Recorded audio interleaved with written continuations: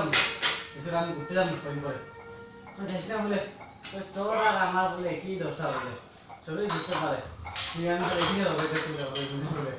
আমি তো মাসে মাসে ঘরে সাথে গিয়ে ঘুরাওলা আমি তো এখানে বলেছি দেশ নিউজে করে এসেছি আবার একদম মানে এসেছি আজকে এসে বিকেলে ফোন করতেছে বলো আমার এখানে ভাব খেলা তুই আমার হচ্ছে ভাগ খেলা আমি আরে বাকি মাত্র গেলাম বলে